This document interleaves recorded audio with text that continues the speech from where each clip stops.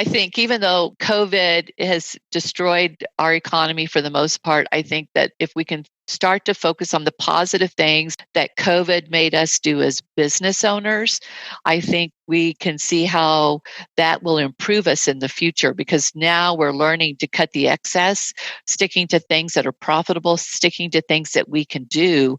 And because we've started moving some of our services to a virtual platform, I believe that we don't lose those once we have a vaccine.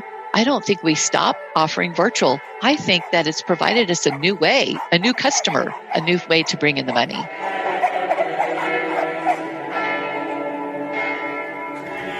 I'm Colin. And I'm Megan. And this is Pet Sitter Confessional, an open and honest discussion about life as a pet sitter.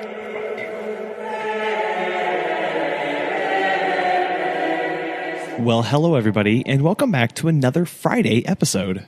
Megan and I wanted to do a series on how the conferences of 2020 have changed in response to COVID, and spend some time talking about some big picture ideas as far as state of the industry and what the road forward looks like. So today, Carmen Rustenbeck, founder and CEO of IBPSA, joins us to share how they've adapted to the change, what they've been doing during this time for pet sitters, and what the road forward looks like and some of the opportunities that she sees on the horizon. My name is Carmen Rustenbeck. I am the founder and CEO of International Boarding and Pet Services Association. We're a 501c6. Our focus is on education and helping small business owners who happen to care for pets establish a profitable business. And we do this education via online learning, conferences and trade shows, webinars once a month, and sort of short educational courses that are maybe 2 days long. And we meet in the city and we focus on one specific business idea. So that's what we do here as IBPSA. And we actually had you back on our show way back in episode 26 in February, or 7 years ago, it feels like at this point. Exactly. And that show was all about what conferences, and you were talking to us about your 2020 conference and how people could get prepared for it and what all was going to be included. But there's been some change in plans, and so I was curious how the conference has changed in response to COVID and what you guys are doing with that. Yeah, so once we realized that this COVID thing was going to be a long term, we realized that there was no way we would get people to travel to a brick and mortar conference in Orlando, Florida. Beautiful facility we were going to have conference at, but with so many shutdowns of businesses across the United States and around the world, we realized that right away a brick and mortar conference wasn't going to happen. So we then decide to make an adjustment to a virtual conference. Well, as you can imagine, as virtual conferences become more popular, there's more and more applications in which to do a virtual conference. So while we worked out to get our release from our contract, we started looking through the multiple virtual conference applications that were out there. And 3 weeks ago, we found an application called FeedLoop. And so we felt that this was the best way to put a conference on and not contribute to what we call the Zoom fatigue, which is really a real thing. So we said, okay, in a normal conference, we start at 7 in the morning and we go to 7 at night, Tuesday, Wednesday, and then half day on Thursday. There's no way we're going to be able to do that. So now the conference is scheduled, the actual conference itself is scheduled from 2 p.m. to 6 p.m. Eastern time on the same date, September 29th, 30th, and October 1st. So shorter hours. Basically, the first part of the conference will be your hour-and-a-half session, which are mostly working sessions. So you're actually face-to-face with your instructor, and you've got little things you have to do, and then you come back and you touch base. Then the last 2 hour of the classes are actually 1 hour classes, including Q&A. And this has allowed us at this point to set up around 32 sessions in that short amount of time. The other thing that makes it better in some ways is that when you go to a conference brick and mortar, you only get to choose the class you're in. You can't divide yourself, replicate yourself, and go to every class that's being offered. So you walk away from conference with a very select set of classes that you've attended. With this virtual setting, I think what has been really exciting about it is that the classes will be open until March 31st. So you go to the class you want to be live in, and then you have till March 31st of 2021 to catch the rest of those classes. So that actually brings more value to the attendees. Yeah, that's really good to hear, because like you said, you go and you try and pick your tracks or pick the topics that you want. And every now and then there's one where you go, oh, that didn't fit exactly what I wanted. Or, man, I really wish I could go back and see those other 5. And this sounds like it's a great, or all of them in most cases. Right. It sounds like a great way to attend the ones you want to immediately, but then you have that time to have that extra resource for until March 31st. There are positive things that come out of moving conference virtually in a response to COVID, which of course made it impossible to do anything in a brick and mortar with the 6 feet apart thing. But the other thing that it brought was that this particular application that we're using for a virtual conference also allows you to see all the contact information for every speaker. So let's say that you don't get to see a specific class during the live conference, but you view it afterwards and you need to get a hold of that speaker. That contact information is in the application for you to reach out and get a hold of that speaker if you have follow-on questions. So that makes it even more beneficial to attendees, because before you may or may not have that information to the speaker who taught a class, but now you will. Yeah, because I remember in our conversation about the in-person conferences, just the immense importance of ability to network and providing those opportunities. So it sounds like that those kind of things are still there and still provided in even a more enhanced way. Yes, down to in the application we're using, you'll see everybody who's an attendee. So let's say that I see you are on conference calling, and you and I haven't seen each other in 2 years, and I want to touch base. I can actually click on your name and say, Colin, I'm here at the conference. Can we get together and have a chat?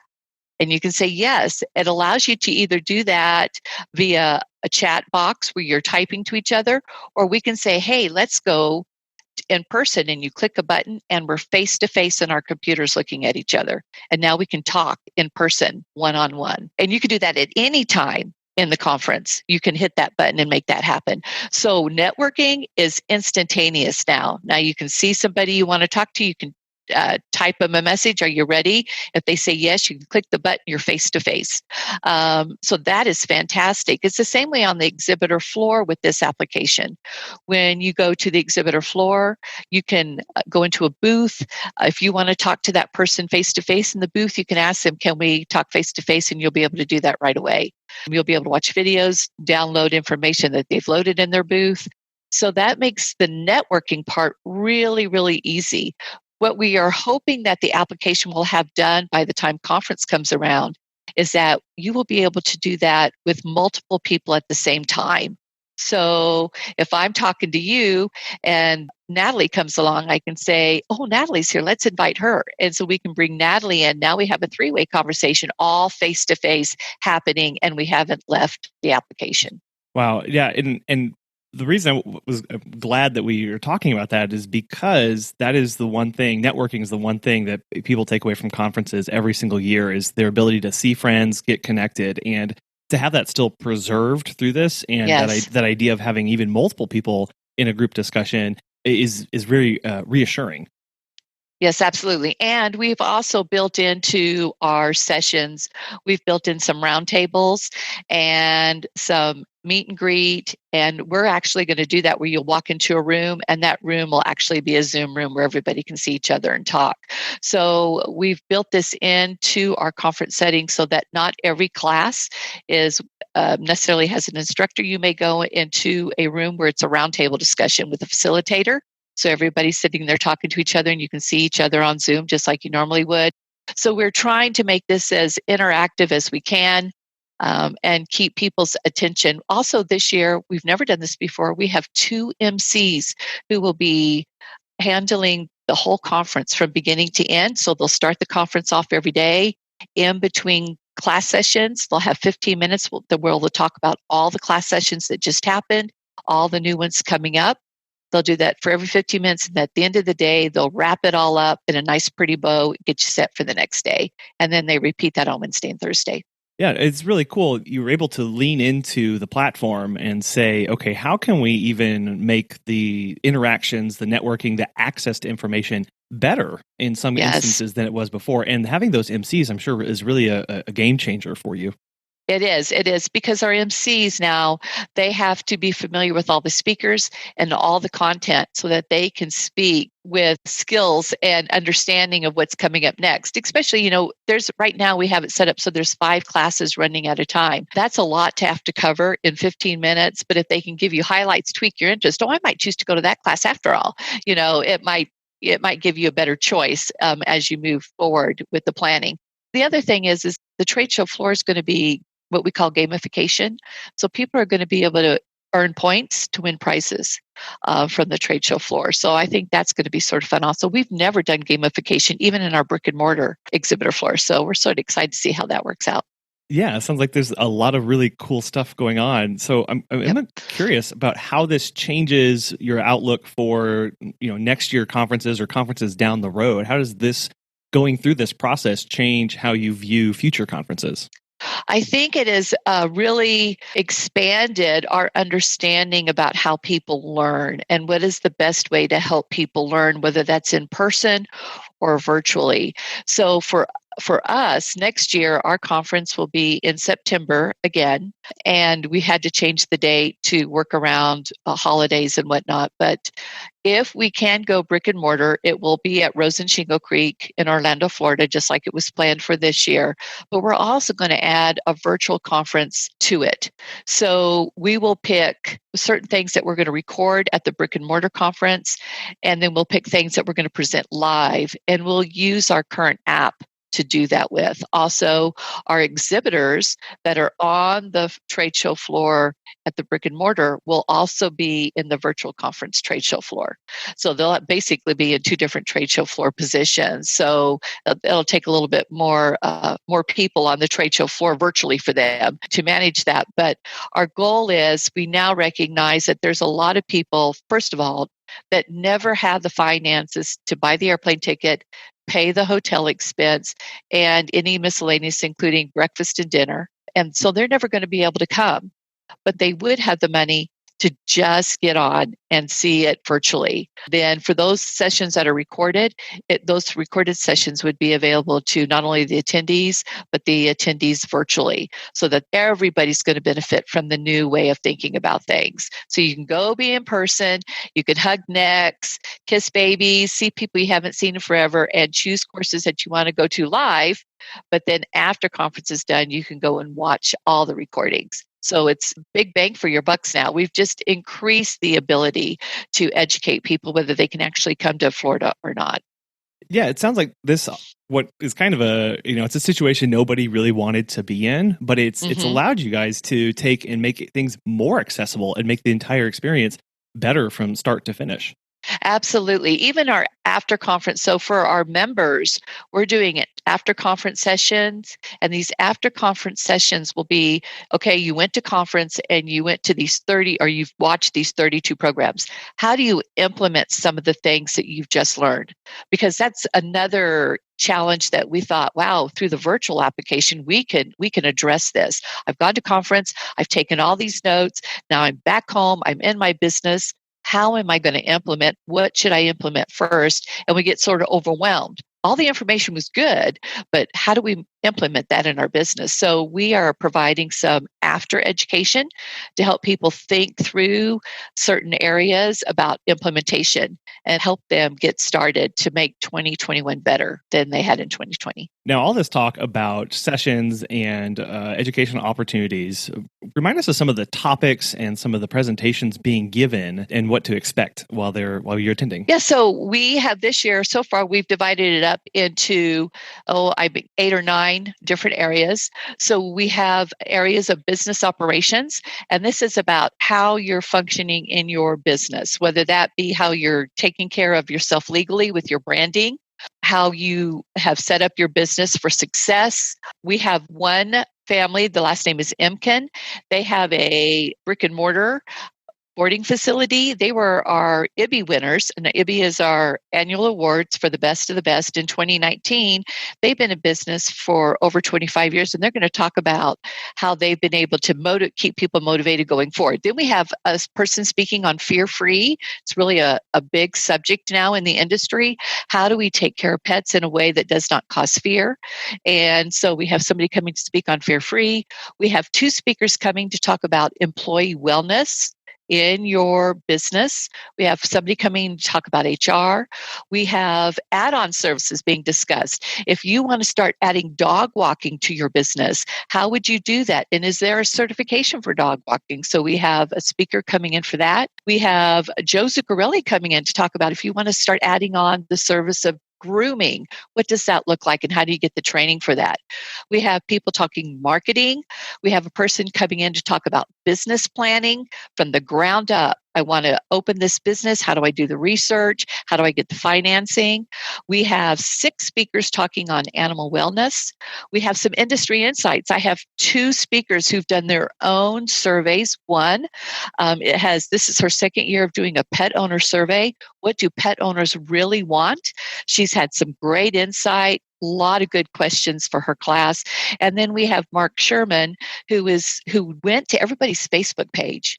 And he started doing surveys on Facebook page. Exactly how well was Facebook getting the information out to the clients in their area? He came back with some really interesting information.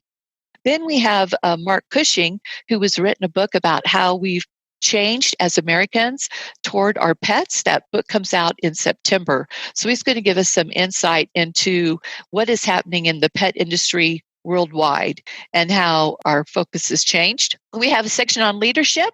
We have 2 keynotes. Our opening keynote is Jan Spence. She is the first professional female football player in America, so that's sort of fun. And then we'll end our session with a keynote, Dr. Knott, who's going to be giving a very, very short keynote about how to maintain excellence in your business. And that goes along with our IBI Awards, which will be the last session on Thursday. We'll be able to see all of our new IBI Award winners and bring them on so people can celebrate with them. Then, of course, we have roundtables and we have happy hours. And Monday night, we have our meet and greet on our virtual trade show floor like we normally do. So we'll be out and about, shaking hands virtually, making face-to-face contact, and starting the conference off really in a Big Bang sort of a way. We're actually trying to have a wine tasting session. We just can't figure out how to make that work yet. So.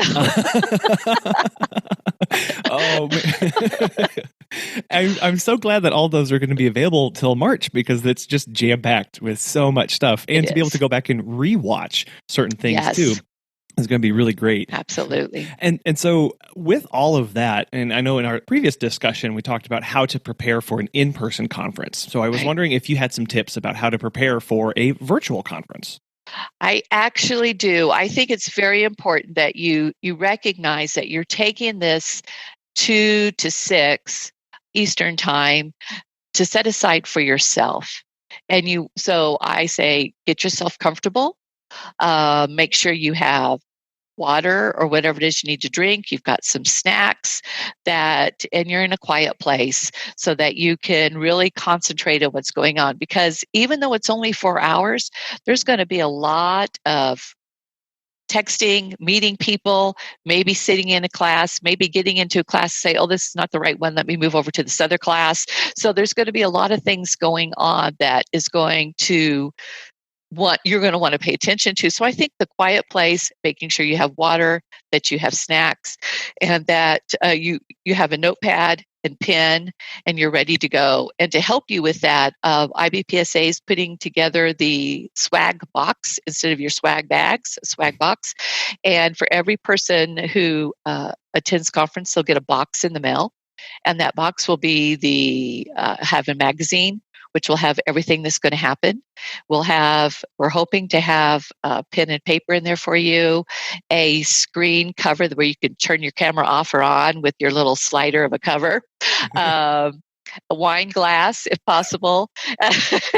So ear things, screen cleaner. We're trying to make it sort of fun, just to get something in your hand so that you know that, first of all, it's for you. We've done all of this for pet care service providers as business owners. And we really want them to be able to take this time because you've been stressed out. You've been trying to see, is my business going to live through the next week? Then, am I going to get closed down? Am I going to be able to open my doors? How do I help my pet parents? How do I service their needs? There's been so many questions and such high stress. And I'm hoping that just these 3 days, these 4 hours over 3 days, you'll be able to sit down and say, okay, I'm bringing in things that are going to help me and are going to give me ideas to launch my business again.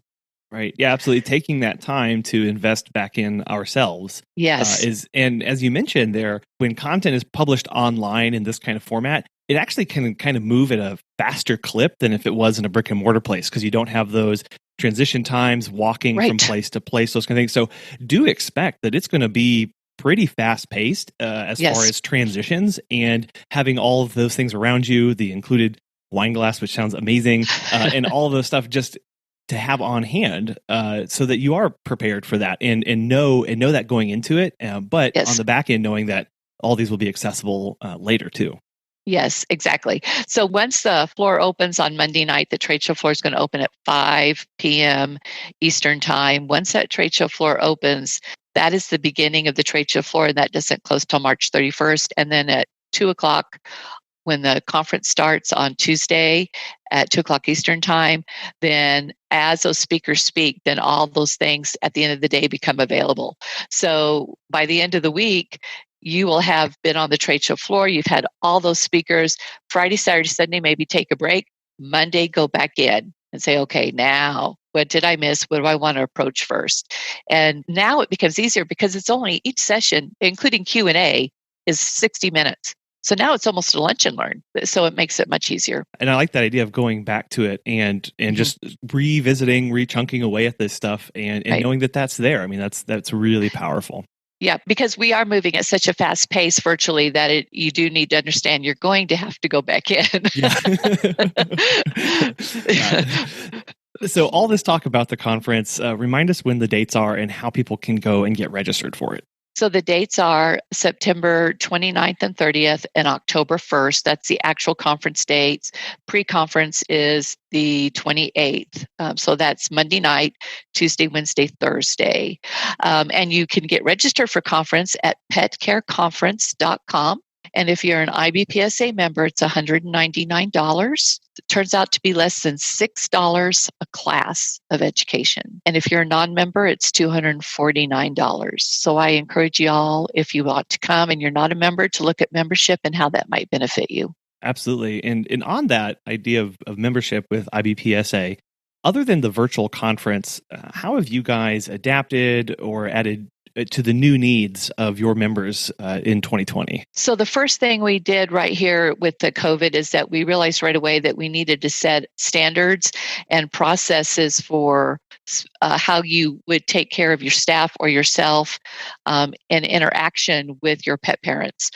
So we set up a little short COVID mini program that was free to all of the members, where we did some interviews with some veterinarians, with some industry experts, where we talked about what's happening. And it has a downloadable PDF document where it gives you the basics for how you keep yourself and your staff clean and ready to address the care of animals.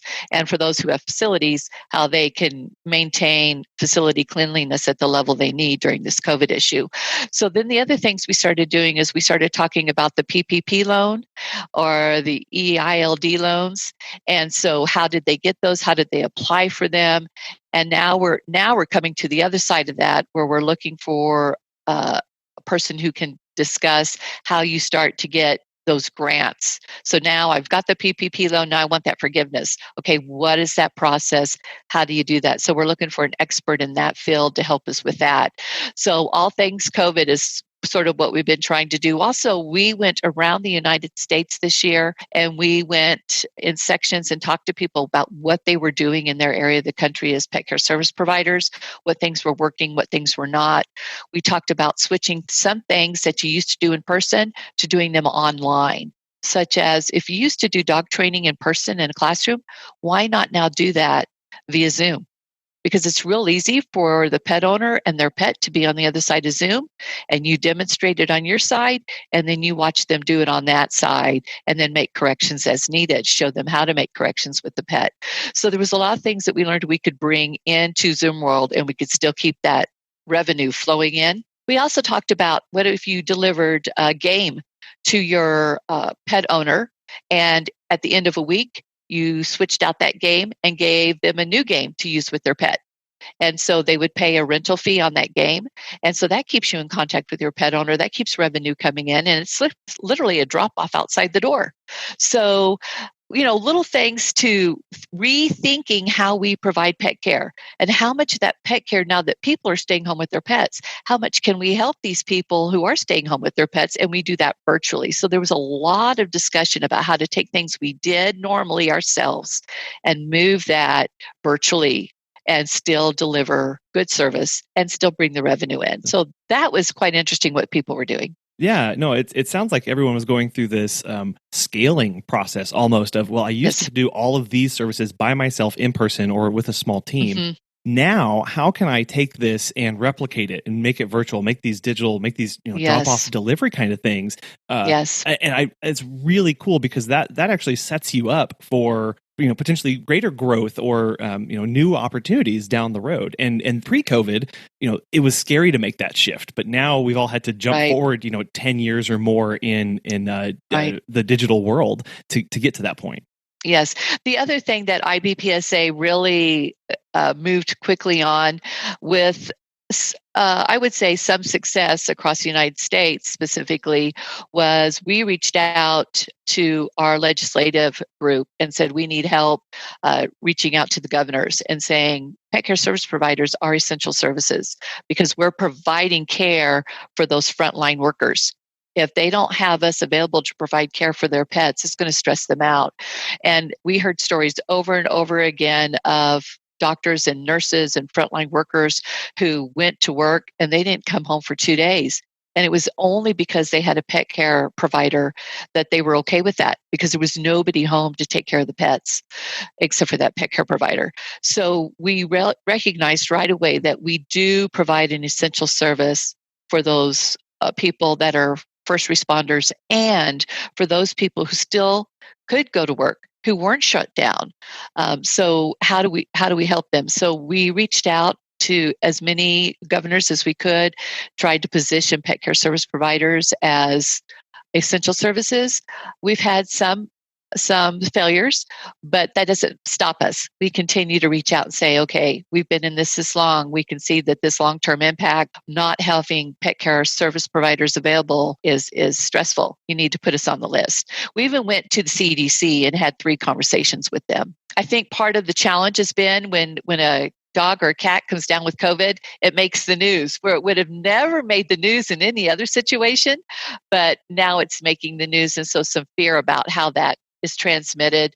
So we've had some challenges on how do we calm people's fears and say, it could happen, but out of all the people who have pets in America, obviously it's not happening at the capacity we thought it would or could, So that's been our other challenges from the legislative front, is having that group of lawyers who can go and help us talk to governors in a way that they understand the need to make us essential workers.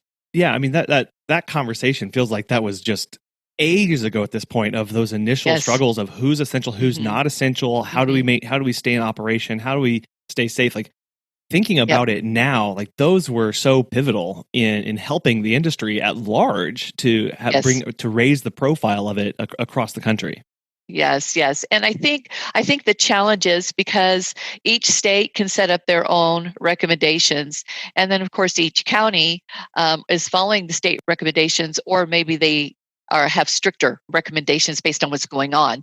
So that became a challenge also. So, but I encourage all pet care providers to reach out to their city officials, to reach out to their governor, to be proactive on that, because they haven't thought about the things you thought about. Here where I live in Las Cruces, New Mexico, when we reached out to the city and we were like, what are all those first responders going to do with their pets? They said, oh, we didn't think about that. You're right. See, they had so many other things to think about. Yeah. So we had to remind them that we were here, Yeah. and you need to also consider this. Yeah. Well, true. And that's a reminder of, yes, there are people in charge of people making decisions, but they have a million things to be trying to take into account. And if they don't have somebody with a pet on their advisory board going, hey, how Yes. am I going to take care of this? Like, that's so easy to slip through the cracks. So absolutely. as you see problems, as you have questions, as you have concerns, let somebody know about that. Reach out to them and speak up, and kind of Yes. Just let them know where you're coming from. Absolutely, absolutely. And I think this, if nothing else, COVID has taught us that as business owners, we need to be very precise in outcomes. When we hire a new employee, what is the outcome I want to see, and what's the shortest amount of time I think I should have that outcome?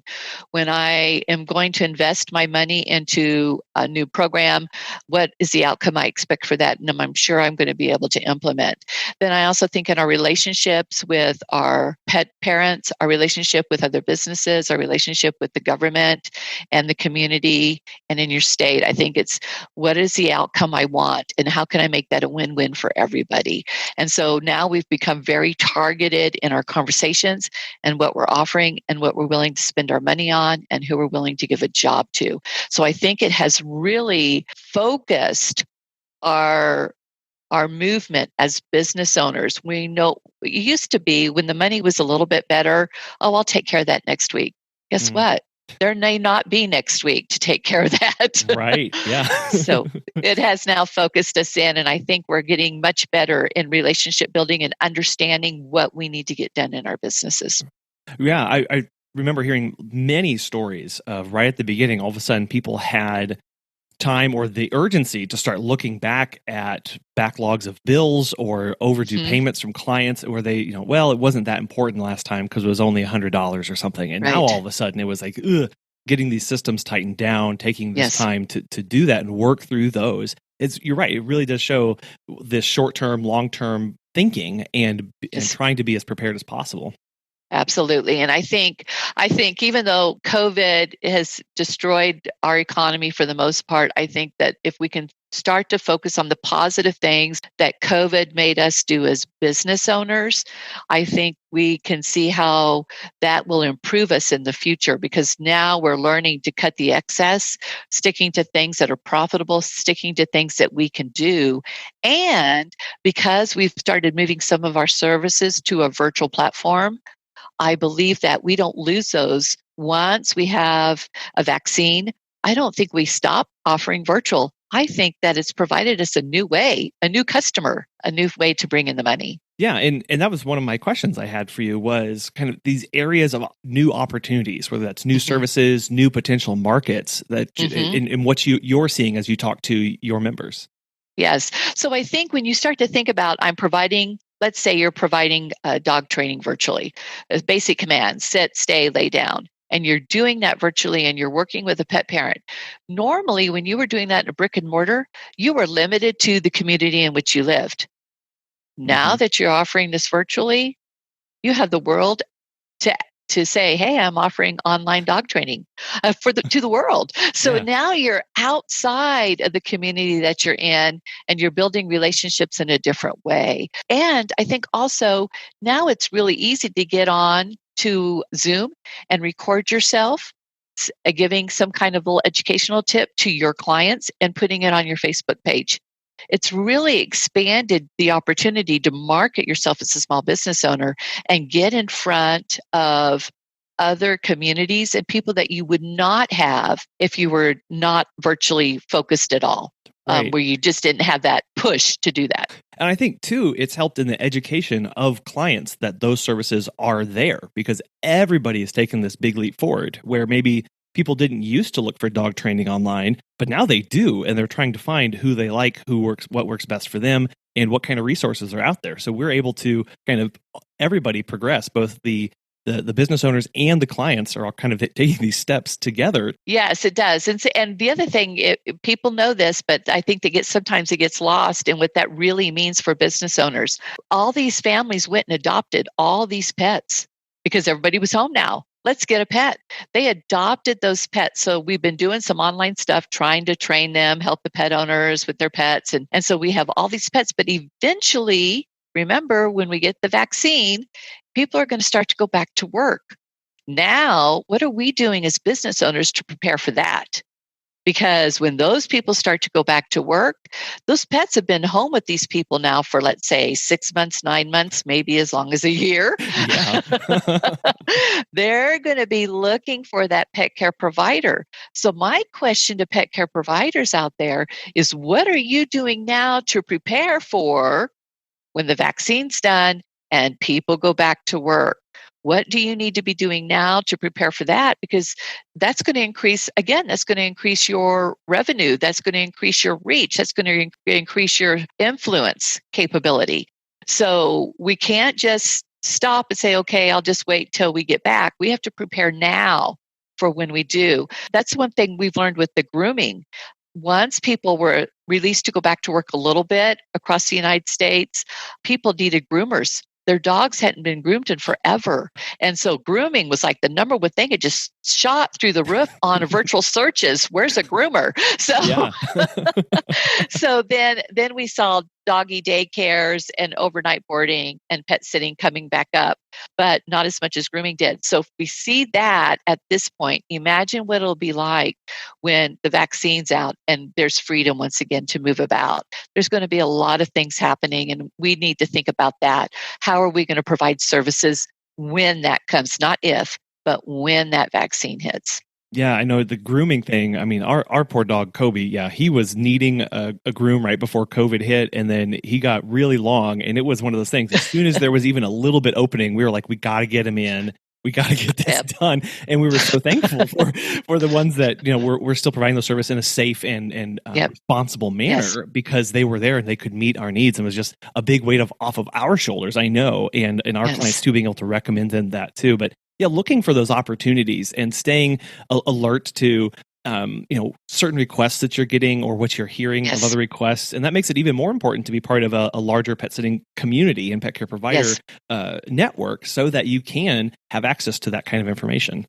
Absolutely. Absolutely. And I think also as pet care providers, as you're moving forward to next year for 2021, all the education you're getting for yourself, you need to turn around and talk about that with your clients. You need to talk about that on Facebook. You need to tweet about that. You need to, if you have a website, you need to put it on your website page. If you have a blog, you need to do that. If you do a newsletter, you need to put it in there. I went and I got this education, and this is what it means for you. And so I'm looking to see you in 2021, and on the way there before the vaccine comes out, here's all the things you need to do to prepare to start asking your pet sitter to come in, or your groom to come into the house, or your dog walker, or your boarding facility, what things you're going to have to do to get that done. So I think we start educating the pet owning community on what they need to do before they go back to work themselves.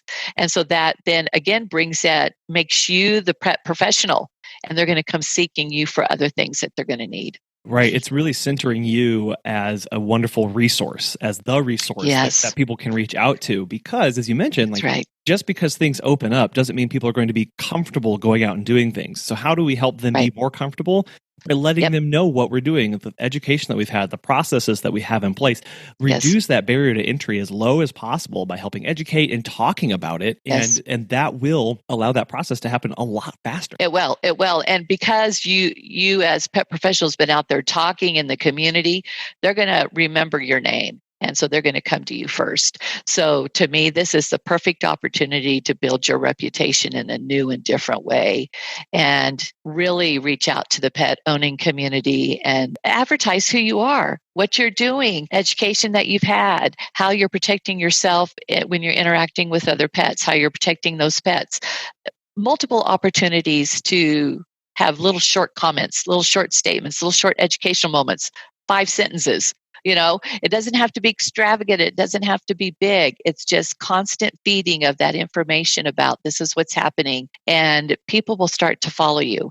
And that'll be a great opportunity in 2021 for you. Right. Those are really some great moves that we can be doing now to set ourselves up for success moving forward. Yes, absolutely. If somebody isn't a member of IBPSA, why should they consider it? And then how can people become a member? So I think that when it comes to pet care service providers, IBPSA is focused on you as a business owner. Do you have your business set up in a way that it's going to be profitable? Have you given yourself all the education and knowledge you need to set up your business correctly? What about your marketing? All the little things that come into your business. What does your website look like? What are you doing on your Facebook page? How are you positioned on Google? All these things come and affect your bottom line as a business owner. And I don't believe that any of us, no matter what our industry is, can say, oh, I've got it. I'm done. I don't need any more education. I don't need any help. I think that that's the first step into failure. I think that we always need to be saying, what is the thing I need to be learning? How can I improve? We sort of look at your business with that SWOT, as we call it: strengths, weaknesses, opportunities, and threats. You need to be doing that all the time. What is my strength? What are my weaknesses? What are some threats? But then what are some opportunities that those threats may bring me? And so if we're always using that, then we're always looking for the next thing. IBPSA is out there as the leader saying, we believe this is where the industry is going. And so we want to help you manage that through the life cycle of your business, from the time you open your doors all the way through the exit planning. So that's our focus. We do have education courses for employees. We have species education courses, specifically canine, feline, avian, small mammal exotics, including rabbits, guinea pigs. We just finished a reptile program that was built for us by a reptile society out of California. We've not brought it to market yet, but for those who have reptiles that they take care of, we've got the most popular reptiles in America, and how do you take care of them for your clients. So we've also partnered with Jamie Migdal at FetchFind in her education. So IBPSA members who join at the premium membership level, which is $402 a year, they get all of FetchFind curriculum for free. And all of their employees get it for free also. So we thought that was a real value added to, there's 100 plus courses there. And there's short videos to choose from with some downloadable PDF documents that make it easy for things like, if I'm a groomer, what do I need to carry on my belt? If I'm doing daycare, what do I need to carry on my belt? If I'm a pet sitter, what things should I have in my little bag, my go bag? So all those kinds of things help to educate the industry.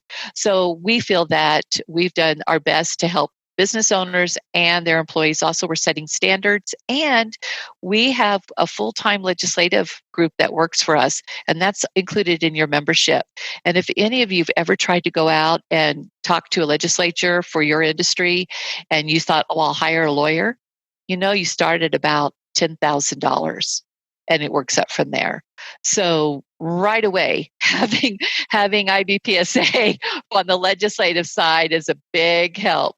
So our lowest cost is $302 a year. That's a membership for your business. So you're listed in an online directory. You have access to we do free webinars every month. So you have access to free webinars. We have 3 years of webinars, and there are about 80 hours of education that's free to you that you can go back and look at. We try to update those every few years. We try to update education to keep that smooth flowing, keep it consistently fresh. Then we have certifications, which I talked about, the species certification. Those are extra. They are $75 a class, and then you get a certificate of completion for that.